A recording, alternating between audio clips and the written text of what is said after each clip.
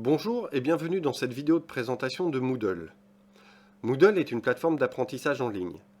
Elle permet à un auditeur d'accéder à un ensemble d'activités choisies, créées et mises à disposition par l'enseignant. Cette première vidéo vous présente l'interface de Moodle. Elle concerne les auditeurs et les enseignants. Pour accéder à Moodle, il vous suffit de cliquer sur l'unité de votre choix sur le CNAM.net, dans la partie Mes enseignements. Les unités sont représentées par les blocs gris. Voici une unité sur Moodle. Nous allons détailler l'écran. Le bandeau rouge en haut est la barre de menu. La première icône vous permet de masquer le menu de gauche et donc d'avoir un affichage plus grand pour le contenu de l'unité. L'icône Le CNAM Normandie vous permet de revenir à la page d'accueil de Moodle. Le lien d'accès direct vous permet d'accéder soit à la page d'accueil du portail ENF, le CNAM.net, soit d'accéder sur le site national du CNAM.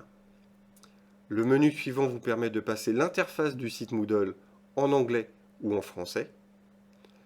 La cloche à droite vous permet d'afficher les dernières notifications. Enfin, votre nom, l'icône et la flèche vous permettent d'accéder à un ensemble de pages d'informations ainsi qu'à la page des préférences et le lien de déconnexion.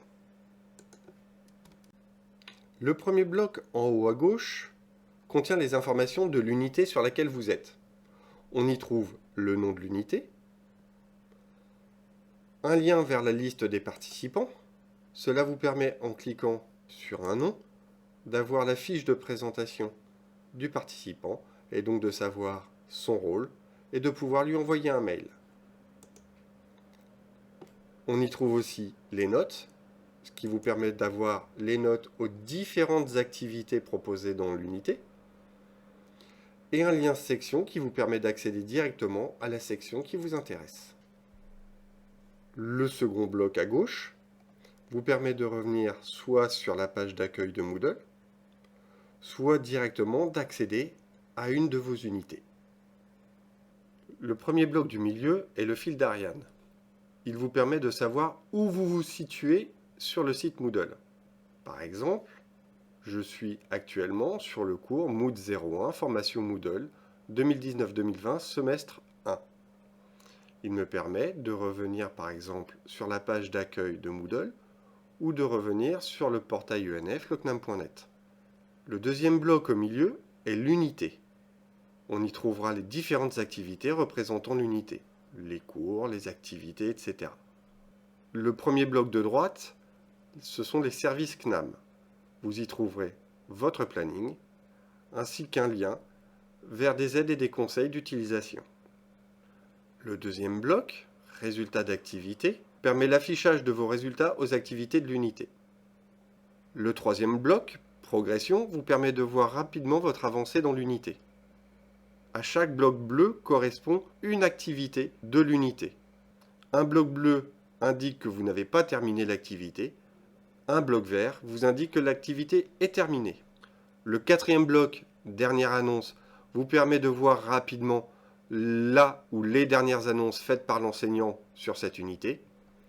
Et le dernier bloc, activité récente, vous permet de voir quels sont les changements, ajouts ou suppressions faites sur l'unité. Nous allons revenir sur le contenu de l'unité afin de vous présenter 3 points importants.